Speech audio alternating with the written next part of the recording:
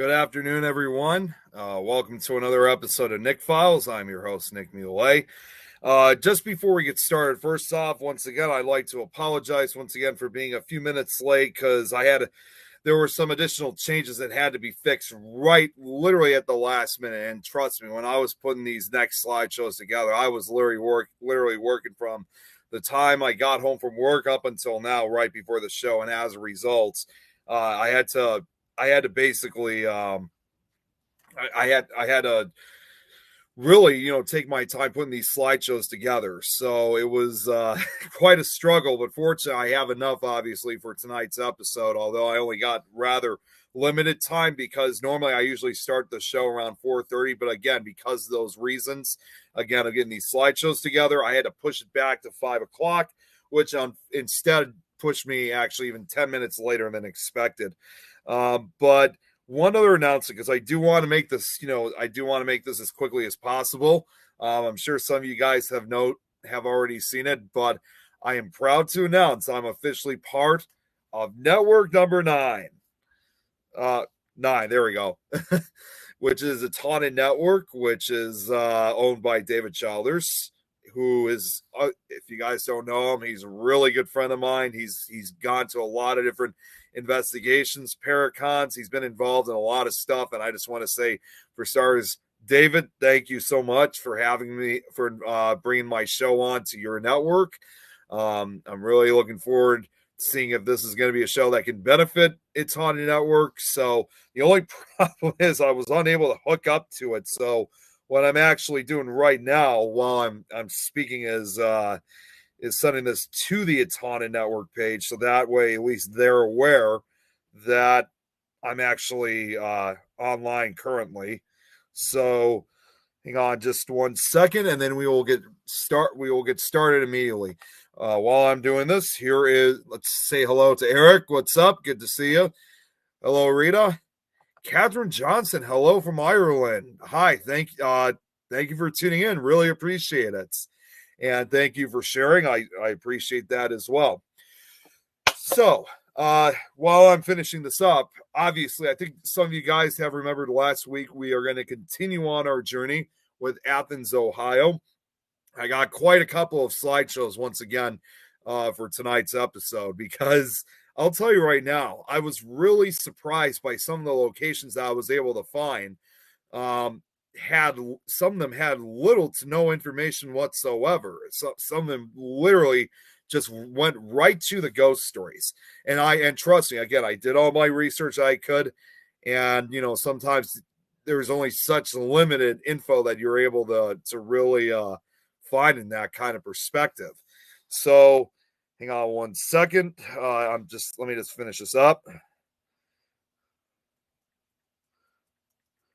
Again, it's just for the It's Haunted Network. Okay, there we go.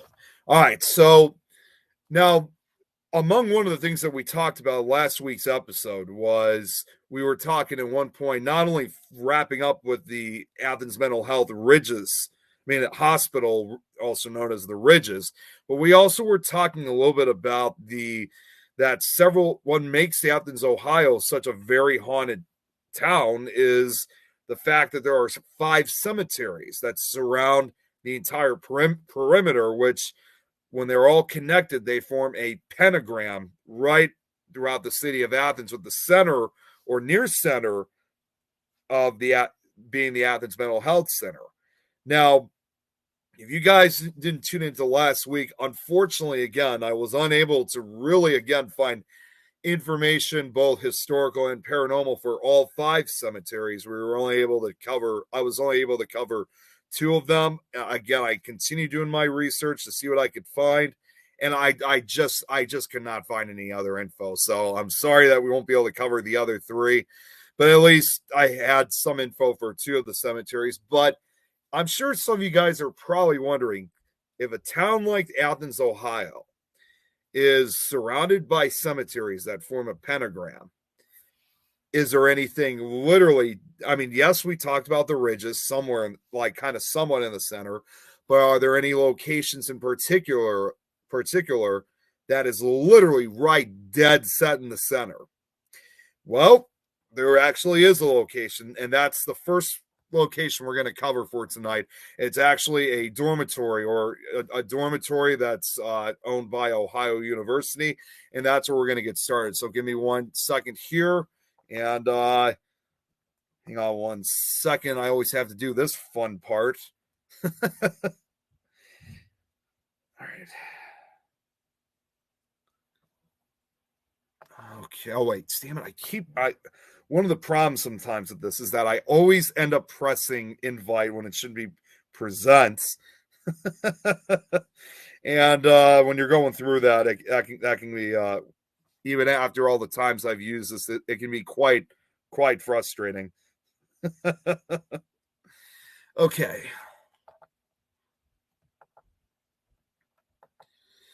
Okay, now let's see. I just got to check on the phone too, just to make sure it is showing. Because again, that's how I always do. How I always make sure that it's working correctly. Okay, here we go. So as I mentioned to you guys before, the first location we're going to be looking into is again supposedly the one haunted location dead set in the center of this pentagram, and that location again, owned by Ohio University, a dormitory called Wilson Hall. Looks like a normal dormitory, just like any other. And it does look like a relatively older dormitory, but surprisingly, it is an old dorm. But it's actually a lot younger than it looks, but it still has quite a history of its own. So, to talk a little bit about the history now, once again, this location had relatively limited history, so I wasn't really able to find too much. Again, part of it may be due to the fact of the age of the building, but again, there was just so much. I really found more about the ghost stories and the history of this place. So this is what I was able to find as far as history goes. Now, for starters, Wilson Hall is in the West Green Avenue of Ohio University. So West Green's Wilson Hall, a residence hall in Ohio, like I said, in Ohio University, is considered to be haunted. Built in 1965, it was named in honor of Hiram, I guess that's how you say it, Roy Wilson. From the outside, Ohio University's Wilson Hall appears to be another quaint college dorm. Tucked inside Ohio's University West Green, the red brick building is supported by tall, aging white columns and sits atop an elongated bed of green grass with shrubs popping out systematically. And that was all I could find as far as the history goes. But now we can get right to the ghost stories. Again, there's a lot more info on this, which is well, what you guys are going to see is probably going to be a little disturbing. I mean, not necessarily seeing, but hearing about what happened in this location. So undoubtedly, and eventually, we are going to be covering a number of these other. Yes, we're covering the entire town, but more importantly, eventually, not really much of tonight, because again, I really didn't have enough time to really put a lot of presentation. I mean, I was able to get a few put together, but I wasn't really able to focus on a lot of the haunted areas of Ohio University. I just kind of more staked out locations throughout Athens. But undoubtedly, a university like Ohio University, especially West Green, nearly all the buildings on the West Green are haunted.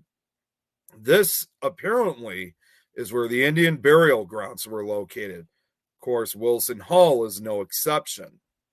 This hall, believe it or not, as I mentioned earlier, a few minutes ago, also sits right in the center of the alleged Athens cemetery pentagram formed by the 5 cemeteries in the Athens region.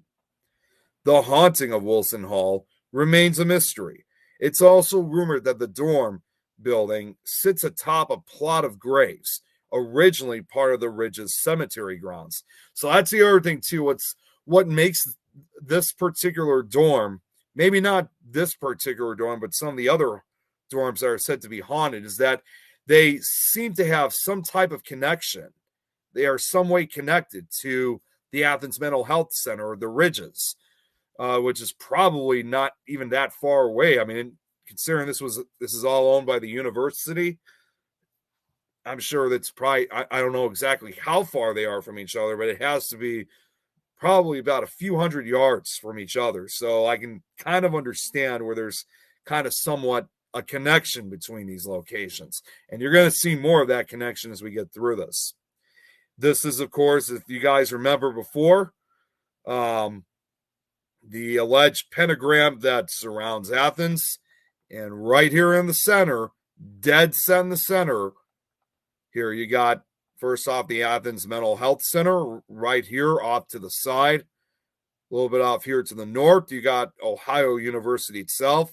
And then dead smack in the center is you have Wilson Hall.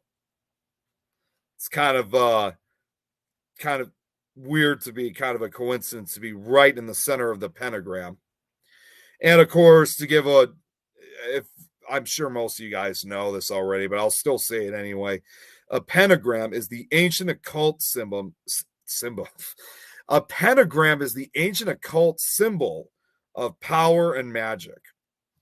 According to the pagan tradition, a pentagram might create safe areas free from any paranormal activity, but can also be an area that can harbor evil. The center is extremely important, and it's no wonder that Wilson Hall resides in the middle of the cemetery pentagram. The pentagram myth has not been demonstrated in the case of Wilson Hall. Experts say that any 5 points can be united on a map in the form of a pentagram. This suggests that all interpretations of the pentagram mystery at Wilson Hall are merely speculations. It is the most haunted dormitory on Ohio University's campus. It is also the building that most people, I'm sure most of the time students, point to when speaking about haunted Athens, Ohio itself. Wilson Hall, basically to kind of give some more understanding of what makes Wilson Hall relatively haunted, is that it is home to a classic urban legend that veils two tragedies. There are a few different versions. I mean, and typical of these urban legends, there are a few different versions of the origins to this haunting. Just right before I continue onwards, I just want to check the comments very quickly. Okay, it's been relatively quiet, so we will continue forwards. So, we were talking about two tragedies here. As the story goes, the first tragedy, it was a male student who was supposedly depressed, died under mysterious circumstances in room 428 on the fourth floor in the 1970s, though it's believed he committed suicide. A few years later, in 1981, a second death occurred. A female student, known for her chanting and strange behavior, was rumored to have chosen the same room for its energy, as it was said that she was practicing witchcraft in the occult. If you guys don't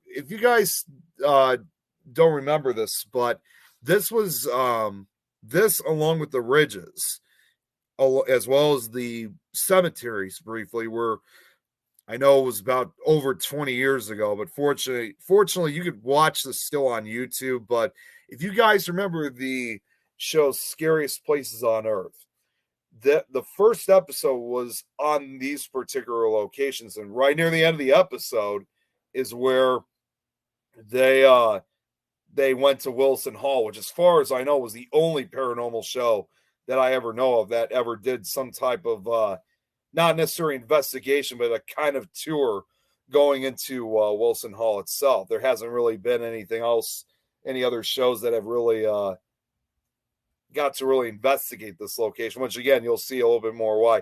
I mean, but what's more important is that apparently in the show was that, yes, the student was supposedly practicing witchcraft and the occult, but they were also saying it was some type of perverted witchcraft or demonic worship. But we really don't know the facts. But what we do supposedly speculate is that it is said that the girl made use of the room, harnessing its energy, to practice a method where the human spirit travels on its own after separating from the body. This technique, as I'm sure a lot of you guys know already, is known as astral projection. She was also rumored to have repeatedly attempted to make contact with the dead, and that she often dabbled in sorcery practices. Apparently, she had toured the ridges and touched the outline of Margaret Schilling. When she went back to her dorm, she was awoken by Margaret Schilling's spirit and was so frightened that she killed herself violently by cutting her wrists. When an RA opened the room, she found that the student somehow had drawn symbols and signs on the walls with her own blood before she died. While rumors prevail, the student died violently, also by suicide. In the episode of Scariest Places on Earth, I really don't even know if those were actual. There was a part in the show, which is whether it's real or fake, it's still a relatively creepy scene, is where they have all these crime photos, of them taking pictures of the door, then going in, and then showing all these bloody symbols, and eventually kind of showing the face of the student, although her eyes are covered by her hair, almost made it apparently look like she had actually died by hanging, because one of the pictures that they showed was partially like that of a noose. But I think I never really had confirmed this, but those photos, I mean, yes, obviously when such things like this happen, especially when law enforcement is involved, they usually would take photos of the crime scene. But I have not seen those pictures anywhere else. So it kind of does lead me to speculate that the photos were most likely fake, but I'm not entirely sure. Either way, it is kind of a creepy scene. Again, you can watch it if you guys want to watch the episode. Like I said, it's the first episode of Scariest Places on Earth, called Satan's Dormitory, which is not surprising because obviously it focuses on Wilson Hall. And you could probably find it. I know it's available on YouTube, so you guys can watch it there if you guys are interested in checking it out. But moving forward, as a result of these supposedly 2 deaths, most hauntings occur on the 4th floor. Students apparently, and this was also featured in the episode, have reported demonic faces scratched into the wood of the door, which in the episode they supposedly found the eyes and the horns of this demonic face that had what's the word I'm looking for? I can't think of the word that basically kind of appeared on the doorway, on the wood grain of the door. It was, again, most likely it's probably just like how sometimes you see with the graining, like the eye, like whatever you call those things. They're kind of like they kind of sometimes give the appearance like their eyes. There was at one point, I remember this several years ago, that someone actually did take a photo, supposedly one of the demonic faces on the door. But unfortunately, no matter how much I searched, I should have copied it when I had the chance all those years ago. But there was supposedly a photo of some type of face that apparently appeared on the door itself. So, but not surprisingly, the door was replaced many times, but the faces continued to appear. In addition, they also reported seeing apparitions of the students who passed away. Objects flying across the room by an unknown force and smashing into walls. Furniture being arranged. Strange disembodied voices that ranged from whispering to shouting. Footsteps. Doors open and slammed shut by themselves. And again, not surprisingly, every person who stayed in the room had experienced these strange things. And get this, these incidents happened so frequently that room 428 was deemed uninhabitable by the school officials after multiple students reported a series of paranormal activity, and has been closed off permanently and not assigned to any new students. While now, of course, typical again of urban legends, while this story has no real backing, what is true is that school officials have closed and sealed the room because no student could live in it peacefully. Today it is used for a storage area and boiler room. And get this too, the dorm room's closing makes it the only dorm officially sealed off for paranormal activity in the nation, if not the world. And because again, since not very many people really get to really visit this room, that's actually the reason why I don't have any photographs or any type of images of the room itself. However, in spite of the room being completely closed off, the haunted feel, however, still remains throughout the building. And, and students have reported strange happenings all throughout Wilson Hall. Voices are heard throughout the halls, doors lock and unlock and open and close on their own, the water fountain clicking, mysterious lights sometimes that appear in rings. Ghostly figures and misty spirits have been reported to wander the building and its halls. Of course, not surprisingly, another version is that, as I mentioned before, is that Wilson Hall was built on an old Native American cemetery, and it's these spirits who haunt Wilson Hall. Now, to kind of add a shred of truth, at the beginning of the 1980s, a newspaper researched the property and discovered that Wilson Hall is built on the same location as the original site of an early cemetery of the Ridges. Spiritualist experts claim that the spot is good for conducting psychic energy because of its geography. So, as I already said, because of its notoriety, sitting in the center, Wilson Hall therefore becomes the most haunted place on the campus. And that is the end of the first slideshow. See, this is what I was mentioning earlier, is that these were going to be relatively short presentations here. Heradolia. I'm not really sure what you mean by that, Eric. Hey, Joe, good to see you. Okay,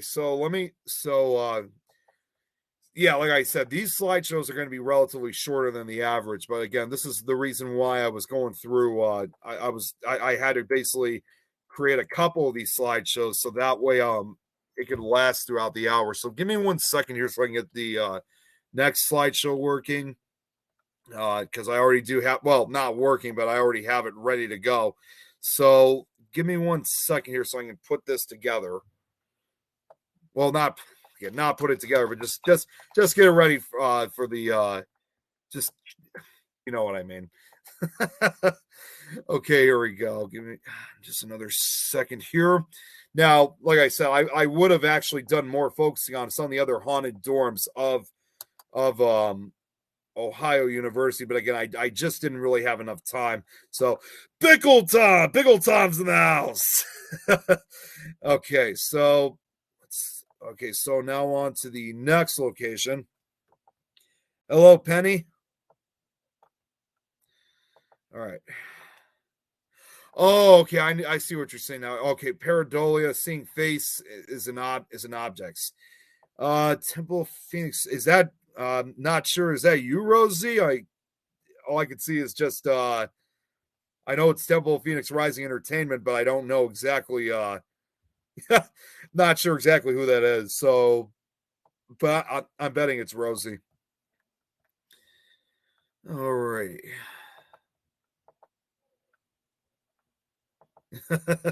Yes, happy hump day too.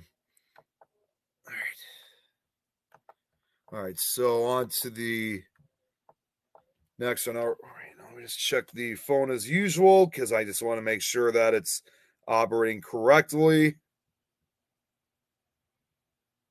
All right, here we go. So the next location I have, and again, this is going to be a relatively short one too. So again, I just wasn't able to find a lot, but this is also a relatively creepy one. So not far from Ohio University, still within the town of Athens itself. is what West State Street Cemetery, which surprisingly, it's not really considered one of the actual like cemeteries that connects the pentagram, but on some websites, and I guess it depends on who you talk to. Some do say that it is considered part of the pentagram. Then again, even though I already named 5 of them, they did say that any of these cemeteries throughout Athens can contribute to the formation of the pentagram. So, but whether it's part of the pentagram or not, this is another well-known haunted cemetery. Oops, I forgot to put a fade in for that one. So, just up West State Street from Casa Nueva and a short walk from uptown Athens, Ohio, is the West State Street Cemetery.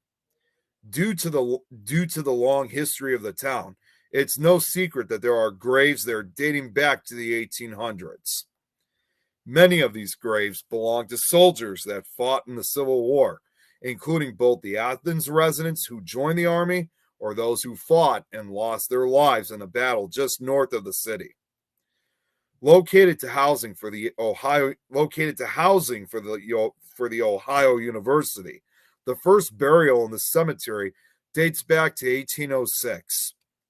This cemetery is infamous for a statue known as the Angel of the Unknown Soldiers, or the Weeping Angel, near the front gate that looms down on approaching guests. It commemorates the many unknown soldiers lost in the war buried here. And to kind of make it, and this is the actual statue of the Weeping Angel. The statue depicts an angel writing in a book resting on her bent knee. Created by local monument makers, the Cross Brothers, the memorial was dedicated by the Athens High School class of 1924. It's also intended to honor all of the unknown dead laid to rest in the cemetery during the previous century. The statue looks very sad, with its eyes downcast and its shoulders slumped. It's easy to see how a legend like this could get started, especially since the angel stands so close to the front and can be seen just by driving by. I mean, it's a pretty tall statue, so it would definitely not be hard to miss. Now, undoubtedly, many believe the West State Street Cemetery is haunted. So, yep, in fact, this entire cemetery is believed to be haunted by many of the souls whose bodies are buried there. Now, this is actually relatively creepy, but many visitors who pass this angel have reported seeing her sometimes move, flutter her wings, blink, whisper to visitors, speak, or even frequently shed tears, adding an even creepier ambience to an already creepy place. Visitors who love to see historical sites come to see this angel in the cemetery. Now, in addition, there are also reports of strange orbs of light that is seen throughout the grounds of the cemetery. And that's, again, see what I'm talking about? This was another really short one. This was all the info I was able to find, unfortunately. That was it of that one. So the next one I got, and this one's even shorter. I mean, I'm telling you guys, this is probably going to last no more than 2 or 3 minutes, but I promise you the next one after this one will be a lot longer and should be able to last for the rest of the hour. So give me 1 second here. All right, on to the next one. Excuse me. All right, now where is it?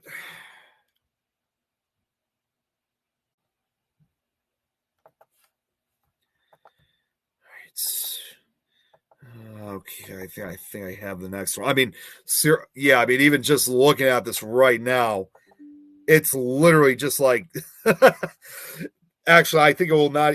I don't even think it will last even 5 minutes. I think this probably will last a minute because again, this was probably the least amount of info I could find for any location whatsoever. I've never uncovered a location that has such little information, and it's also kind of a crazy story too, legend apparently. So And believe it or not, I don't know if Jeremy's still here, but well, actually, I don't know if he has been here from the start, but I got to say, I kind of wish Jeremy was here for this one because this is actually kind of a location whose ghost stories are kind of right up his alley.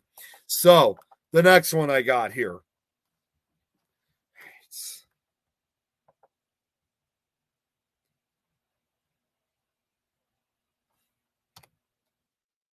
Okay, so next, the next one I was able to research is what's known as the Hope Drive Apartments. And what you're seeing right here, this is literally the only photograph I was able to find of Hope Drive Apartments. There are other apartments that are called Hope Drive Apartments that I had to make sure that, well, there are other apartments that have that same name, but I wasn't able to really find. I had to actually do my research carefully to make sure that I was choosing the right one. And I know you can't really see too much of the actual apartments other than what you see in the foreground. But they're really, this was literally the only photo I was able to find. And trust me, again, this is even one that doesn't even, I could not even find any history about, which I found really surprising. So we're just going to go right down to the ghost stories immediately. And what you're about to see, again, this is the only bullet point that's going to show up in this entire thing. And again, what you guys are about to hear is going to sound absolutely insane, but they do report this apparently at the Hope Drive Apartments. But apparently, witnesses have seen a clown-like person running into the wooded area and have heard a circus siren. Okay, so it was actually two. I was lying. In addition, residents have been locked out of their apartments and have heard mysterious tapping sounds that seem to communicate with them. And that's it. See what I'm talking about? This is what I told you it was going to be a very short one. Thank you, Rita. I really appreciate it. So, on to the fourth and final one. And I promise, like I said, I promise you guys, this one's going to last a little bit longer than the others. So, yeah, it's that had to have been the shortest slideshow I think I've ever put together. I mean, I know I've done some pretty short ones, but that was literally probably the shortest one I think you guys will ever see. So, all right. So for the fourth and final one, and usually whenever I do these slideshows, I mean, I normally would only do no more than like one or two slideshows, each episode. But again, with some of these places that just have, such short amount of info, and since there's so many of these locations, this is actually the reason why I'm presenting, multiple different locations. So, like I said, that's what's going to be happening over the next course of the next couple episodes. So, anyways, let's get to the last one before I have to end this at 6. So, the fourth and final location I have here is what's known as Stroud's Run, although I think it's actually known as Stroud's Run State Park. Now, a lot of the history you're going to hear about this place is more positive because there's not really a lot of deaths revolving around this location. But either way, it still has its share of ghost stories. All right. So let's do it. Oh, oops, hang on 1 second here. That was not supposed to happen. It's I always get irritated sometimes whenever the transition or the custom animation doesn't go the way in orderly form. So I'll fix that. This will only just take a quick second, and we'll be all set. There we go. All right.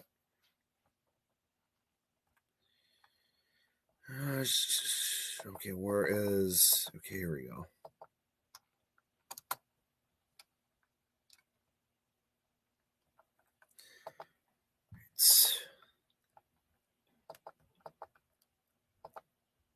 Oh, whoops! Wait, wrong one.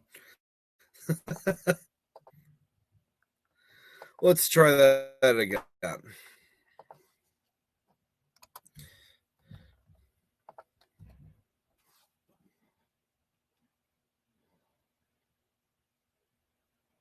All right, we're good. So, the history about this location is that the original land for the park was purchased for the Athens State Forest in the 1940s and 1950s. A large area on the west side of the park was formerly land of the Gillett family, Samuel and Charlotte Beach Gillett and their descendants. One final thing, one other thing I forgot to mention during this slideshow, in spite of the information I was able to find on this location, it was really surprising. I could not find any photographs of anyone that was involved in this, nor could I even find anything regarding the construction of this park or even when during its early years. So unfortunately, this is one of those slideshows that I just really don't have that many pictures, in spite of the search I was doing to try to do some research on. But I just could not really, I just couldn't find any photographs, unfortunately. But either way, this will still be interesting to talk about. So so as in the case with Samuel and Charlotte Beach Gillett, it was a large area on the west side of the park was formerly land of the Gillett family, Samuel and Charlotte Beach Gillett and their descendants. The family owned well over 1,000 acres at one time. The old farmstead, seen on the Trace Trail and the Pioneer Cemetery, are both remnant from the Gillett occupancy of the land. Two of the adjacent nature preserves, both owned by the Athens I always have trouble with that word sometimes. The Athens Conservancy. Oh, just screw it. Just continue onwards. Blair Preserve and Tucker Run Preserve are also both on former Gillett family land. Dr. Clarence L. Dow initiated the project that resulted in Stroud's Run State Park and Dow Lake. Dow was a professor of geography and geology at Ohio University from 1936 until his death at sea in 1955. He and others began advocating for a project to create a park area with a lake in 1942. In 1945, the Ohio State Legislature passed legislation to purchase 5,000 acres of land for the Athens State Forest and a lake. The expectation at the time was that it would border part of the Wayne National Forest, which had grown to 77,000 acres by 1942, with one of 5 purchase units where they were authorized to buy land just north of the park. Today, over 150 acres of the state park lie within the National Forest Proclamation area, but only 274 acres within the unit were ever purchased by the National Forest Service, with no part bordering the state park. Most of the land is in Canaan Township, Athens County, but a small part is in Ames Township. However, additional preserved land not owned by the state is situated in Athens Township. When the state began purchasing land for the Athens State Forest, the entire area was divided into small farms with a few churches and family cemeteries. The first purchases of land were made in 1946 in what is now the southeast corner of the park. Purchases were more steadily until 1950, then continued from 1953 to 1958. One of the most recently purchased areas of the park was acquired in 1953 from the Crumley family, heirs to Dr. John Jackson Crumley, who purchased the land almost a century ago as an experimental tree farm. Dr. Crumley was a classical scholar who also was one of Ohio's early state foresters who managed to purchase the land of the original land for Zaleski State Forest and Hocking State Forest, who wrote one of the earliest practical handbooks on forestry. As of 1958, 1,946 acres had been purchased. After this time, only one more 60-acre purchase was made in 1965 to ensure that the park's lands were contiguous.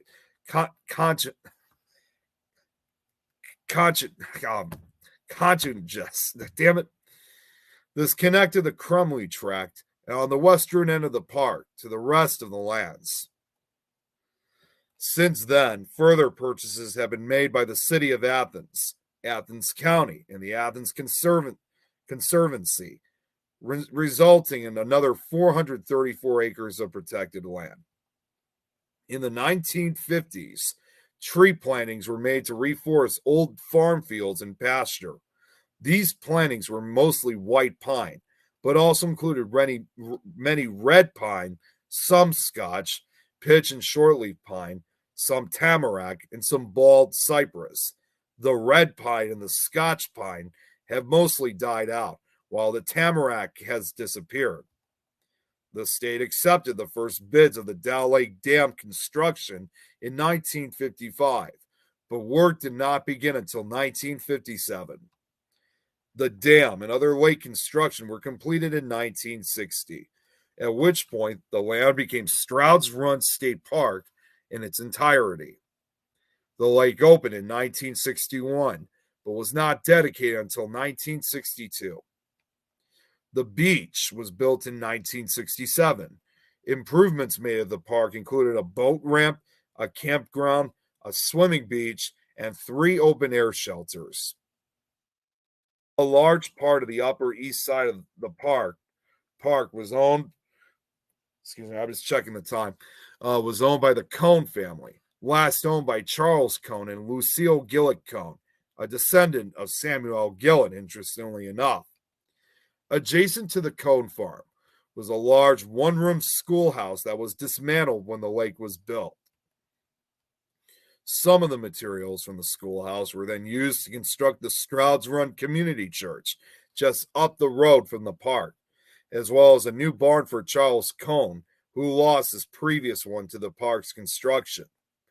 The church was eventually converted into a private residence and was subsequently completely destroyed in a fire a few years later. The area from the old schoolhouse up past where the church was constructed and beyond was briefly known as Marchmont. From 1893 to 1901, there was an inn and post office for the Marchmont area that was located at the base of what was then known as Tucker Hill. This was on the same portion of land that remained in the Cone family after the park's construction and currently remains with descendants of Charles Cone. In addition to Gillett and Cone, some other notable family names affected by the park's construction were Kane, Finsterwald, Rice, and Stalder. Many of those families came to this country with Baron de Steiger. I don't even know if I'm saying that right. The Baron purchased the lands from the heirs of John Paul Jones, as most of the area land was owned by the Revolutionary War admiral. The state thickened and reinforced the dam in 2014 and 2015. Ohio University authorized a 124-acre natural resource lab at Stroud's Run State Park in 1961, but withdrew support for it in 1975. However, many OU classes and students have continued to use the park in their classwork. As with Sells Park, Stroud's Run has had serious problems with invasive plant species, especially garlic mustard. Elleria petiolata, I guess that's how you say it. So, understandably, every year efforts are made to control these. Both the Athens Conservancy and the Friends have also spent money for employees removing invasives. The Friends of Stroud's State Park was created in 2006. It has conducted an archaeological study on the park and commissions water quality studies of the main inputs to the lake. It also created a kiosk shelter at the Hickory Trace trailhead and provided an accessible water fountain by the swimming beach. The group has constructed half a mile of ADA accessible nature trail on the north shore of the lake and is working to extend it to another 0.3 mile. So, as of today, the group developed a number of museum quality interpretive signs that can be found along trails. Much of the other trail signage in the park was created and installed by the Friends group. So here's basically, again, this is practically what Stroud's Run looks like for today. It's just, again, too bad I wasn't able to find really any historic photographs during its early days. But it should be noted that, in spite of the history, many do believe that the park is said to be haunted and by a very strange and certainly unusual type of entity. Matter of fact, it's not, let's just say it's not really a human, but it's more of a variety of animal, if you will. So check this out. Apparently, a ghostly buffalo has been seen drinking from the stream at Stroud's Run. The buffalo, later named Stroud, was the last wild buffalo in the area. A law was passed that stated no one could kill Stroud, but some members of either the British or French army killed the buffalo anyway. Locals murdered those responsible while they were sleeping at their camp. One local apparently took the buffalo's skull, hid the army's money in it, and buried it nearby. The skull to this day, nor the buried treasure have ever been found. So, as a result, it is believed that the ghosts of Stroud, as well as other buffaloes that were killed, now haunt the shores of the park. In addition, a ghostly lady who was murdered, which again couldn't find any info on it, but apparently was murdered in the same area, walks the beach shoreline. And again, another short one, but that's it for that one too. Let's go back to the comments very quickly. Hey, Lauren's in the house. Great to see you, Lauren. Hello, Mort. Now let's see here. Actually, you know what? I forgot to open this one up. So I only got about 5 minutes left. And believe it or not, again, I forgot to open this right before I came on. But with the 5 minutes I got left, I think we have time for one more slideshow on Athens, Ohio. I just got it open. It should last. Again, it's another short one, but it should last for the entirety of the last 5 minutes of the show. So let's get right to it. So give me one moment here. We are going buffalo skulls hunting. I mean, you could try, but no one has ever found that skull there, Eric. All right. So let's get to the very last one. I better make this quick. All right. Damn it. All right. So the final location I have for okay, we're good. I just had it again. I just wanted to make sure that the slideshow was working. So the final location I have for tonight is a location that's known as Mount Nebo. And get this, this again was literally like the only image I was able to find of Mount Nebo. And in the info, it will explain why. So once again, not very many photos. I mean, I did find some stuff not on the location, but other things that is in connection with Mount Nebo. But again, this will explain why. So located northeast of the plains in Ohio is Mount Nebo, a hilltop that once served as the grounds of a cabin owned by Jonathan Coons in the 1850s. Coons and his family, who moved there in 1835, made a living by farming, operated a log cabin seance room in Mount Nebo from 1852 to 1855. So this is the reason why I don't have any other images.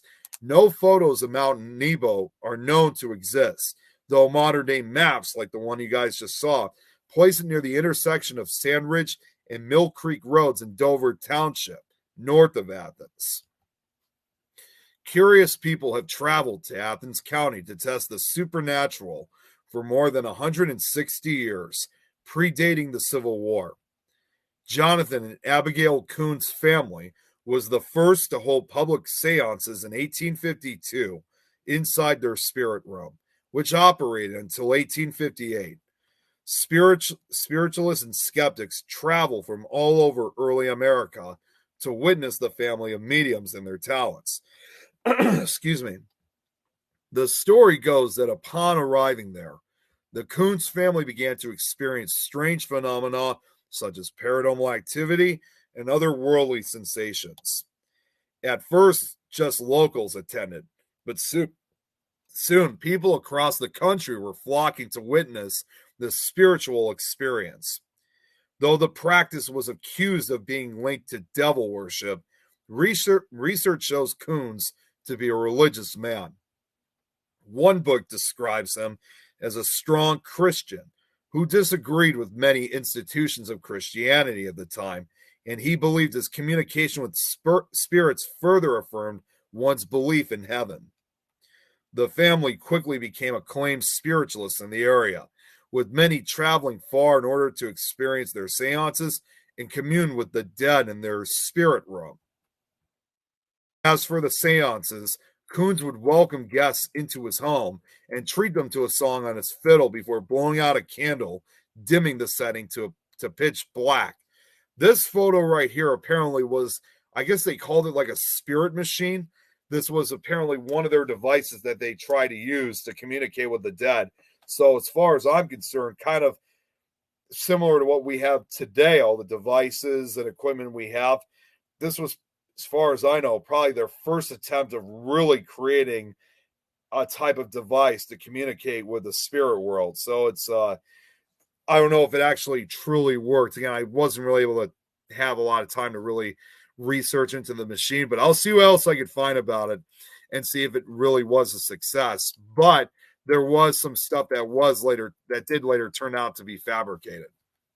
So visitors reported seeing objects levitate and instruments playing notes without musicians, such as a photo like this with the apparent poltergeist phenomena. They also described seeing disembodied hands writing messages, though it is believed this was family members tricking the guests. See what I mean? While the actual location of the spirit room has not been found, this story is still more truth than fiction, because graves of deceased Coons children were found in the area. Documents detailing the trek to the spirit room still exist, and descendants of Jonathan Coons have been found, some still in possession of the artifacts the dead told him to find. And to put it to an end, again, being a really short one, it is believed that, not surprisingly once again, that today it is said that Mount Nebo is still plagued by paranormal activity, left over from the Coons' days of talking to the dead, which is not surprising when it comes to such locations like this. You know, if you're going to be communicating with ghosts or whatever, it's going to leave some type of effect, or something will definitely be left behind. Left behind.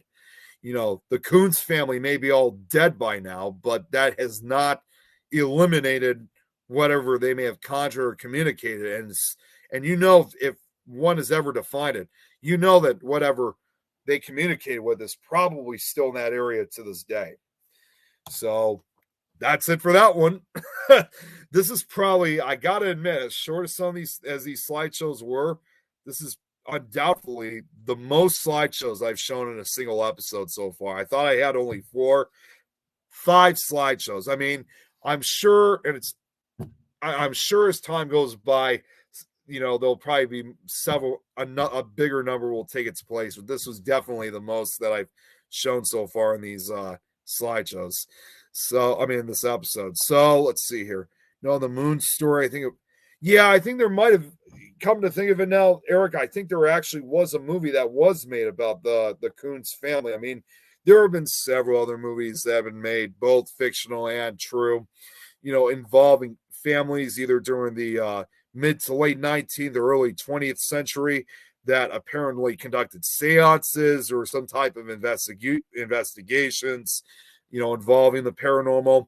And I was actually just watching something like that just a few days ago. It was actually on a crime show, which it was believed they were actually using a Ouija board for it, but I mean, to communicate with something. But it later turned out it was a way to kind of get someone to confess, I think, for a murder or something like that. I can't remember what the show was called, but it was a really interesting one. But yeah, there's probably been a movie based on the Coons family. I know there's been several movies that have been made over the years that detail on that type of seance. So, but check this out. Oh, there's a Coons car dealer in Northern Virginia. That's interesting. I wonder if because it did say I didn't. Okay, again, I can only stay on for another minute, but I did some research on the Coons family themselves, and again, I just wasn't able to have enough time to really read and add this into the slideshow. But from what I remember hearing was, I think they kind of moved about even before they moved to Ohio. I don't know if they ever were in Virginia at all. I'm not saying. I mean, maybe they did at one point. Again, I'll have to look more into it right after I get off here. But I didn't see anything about them being in Virginia. But you know, I don't deny it. I do know, however, though, that after this whole string of seances they had, they actually did move over here to Illinois. I don't think I don't think they moved to the Chicago area, but I did know they moved it to Illinois afterwards. But it's possible they probably may have lived in Virginia. But Lauren, if you like, I can let you know about it.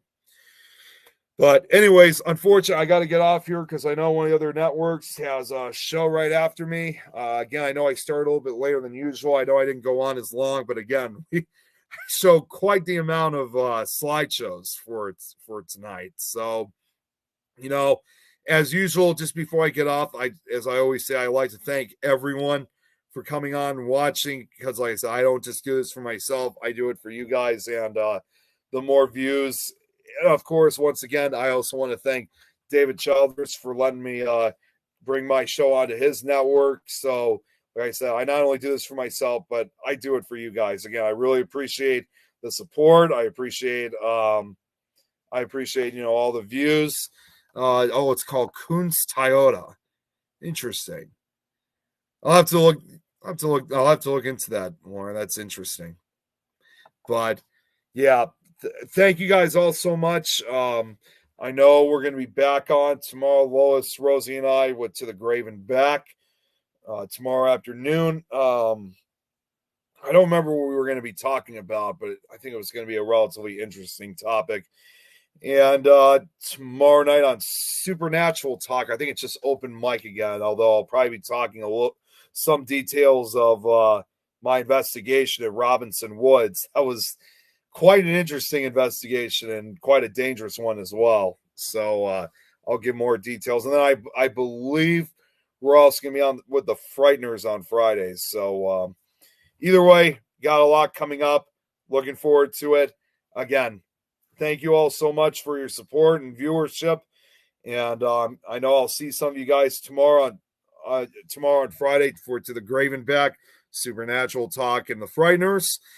And oh wait, okay, so Eric remembers. Okay, well he watches the shows all the time. Where the word serial killer came from. Okay, so that's what we're going to be talking about for to the Grave and Back tomorrow. So should be a good show. But anyways, I got to get off here. Again, thank you all again. Like I said, I'll see some of you guys tomorrow on the two shows, tomorrow afternoon and evening and Friday. But if not, I will probably see some of you guys next week. So you guys all have a great night, and I'll see you guys again real soon. Have a great night, everyone.